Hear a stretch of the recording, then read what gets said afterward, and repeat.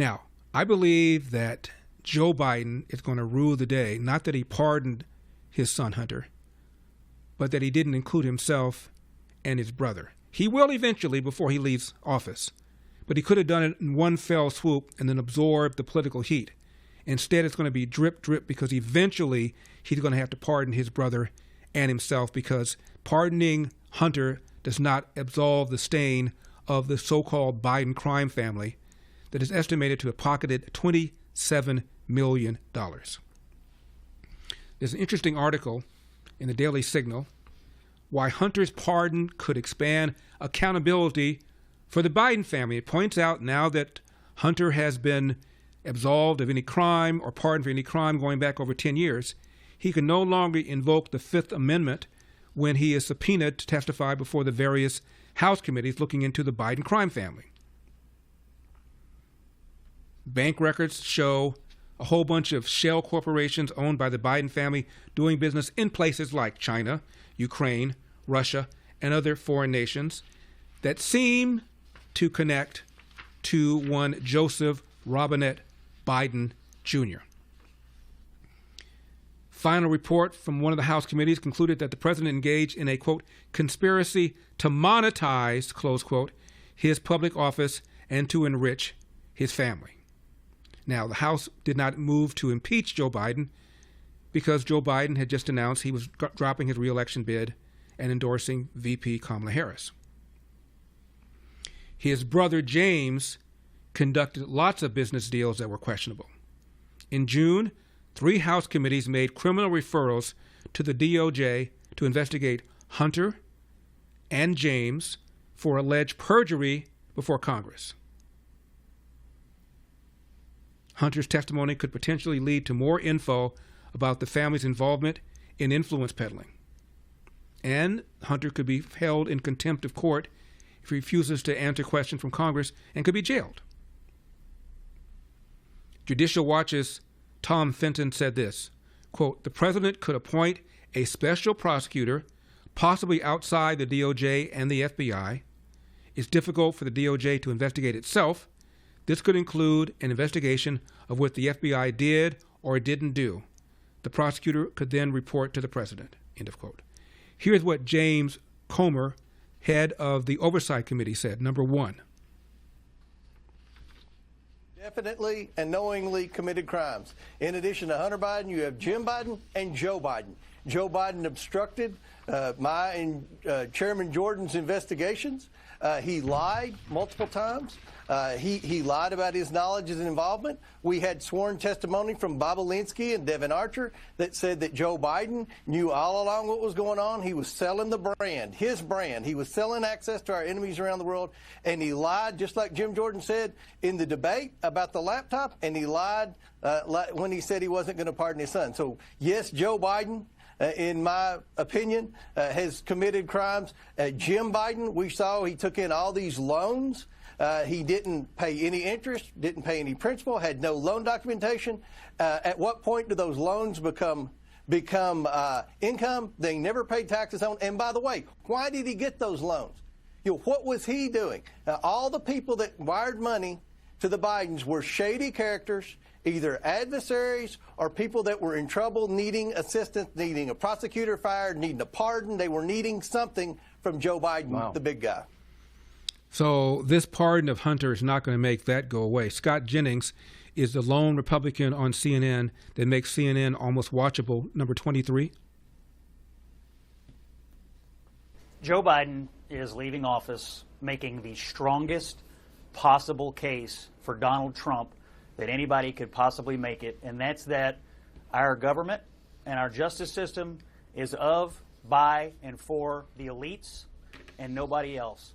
He ran to banish Trumpism from our political system in this country, and he has left it politically and now institutionally the strongest possible political force in this country. It is a complete and utter failure by the head of the Democratic Party and the President of the United States. Never again do I want to hear, oh, Donald Trump's a liar. You can't believe anything he says. Donald Trump will abuse his power. Donald Trump will only use the system to benefit himself and his family and so on and so forth. Never again. I have one question for Karen, and that is, why did he need an 11-year blanket pardon going back to 2014 when Joe Biden was the vice president? We are sitting on the biggest cover-up of who knows what crimes, and Joe Biden amazingly knows exactly, roughly, when it started. He knows just about when it all started. He's leaving office in complete and total disgrace. He is a liar, and there is no other way to spin this today. This has nothing to do with Trump and everything to do with the character of Joe Biden. And David Schoen is a lawyer who defended Donald Trump during his second impeachment trial. Here's what he said about the broad pardon that Joe issued for Hunter. 33. Oh, absolutely. Actually, there are a couple interesting things about it, but I have to say your intro was awesome, and especially when you consider Joe Biden's statement in giving the pardon when he said, in my entire career, I've always adhered to one simple principle: tell the American people the truth. So anyway, I think that there are at least two elements to this that are very interesting. It could backfire because a broad pardon like this removes the Fifth Amendment right for Hunter Biden, at least with respect to any federal crime. So I would expect you'd see a subpoena potentially from the House or the Senate to inquire about Ukraine activities and all of that sort of thing. Remember, this covers an 11-year period, 10 years and 11 months. But the other part of it is there's a real question whether a broad rather than specific preemptive pardon is valid. Interestingly, the Brookings Institution wrote a piece when they suspected President Trump was going to give broad pardons, and they suggested that it's not valid. You know, in the Nixon case, he was given a broad preemptive pardon, but it was never tested in court. So someone could challenge this. Someone could challenge it. The likelihood is that the Constitution allows this very broad pardon power. But that's not the issue. The issue is, what about the other members of the Biden so-called crime family, including Joe and his brother? Elie Honig is a CNN legal analyst. Frequently, he says things that make the co-panelists go, really? Listen to this, number 20. The first reaction from Donald Trump and his team essentially is, what an injustice. Now we get to do the same thing, which is sort of an interesting twist of logic there. But without question, I mean, look, there has long been a fair debate, fair on both sides, about whether Hunter Biden is being treated overly leniently or overly zealously because of his status as Joe Biden's son. I think there are points to both sides of that. But what I think is not disputable is that this is a historic act of political nepotism. This is the granting of a pardon by the president to his son. Joe Biden even says, if you really parse his statement, he acknowledges that a substantial part of this is because Hunter Biden is his son. Lots of people have sons. So do you get a pardon because you're somebody's son? Lots of people have done drugs. Do you get pardoned because you're somebody's son who's done drugs?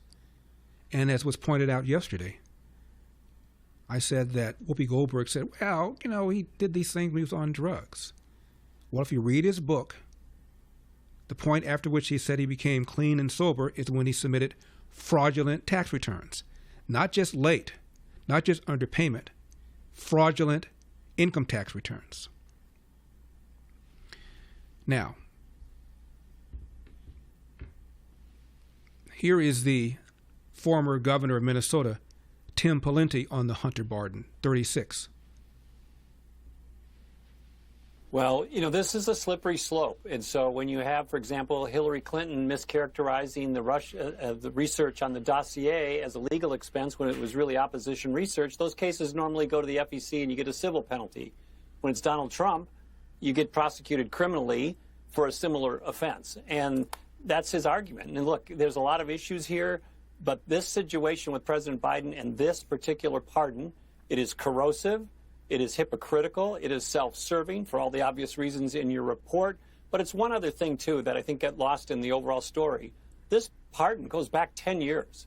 It goes back to 2014. Goes back 10 years, which covers the Biden crime family activity, including Joe. Stephen A. Smith says, what nerve do you have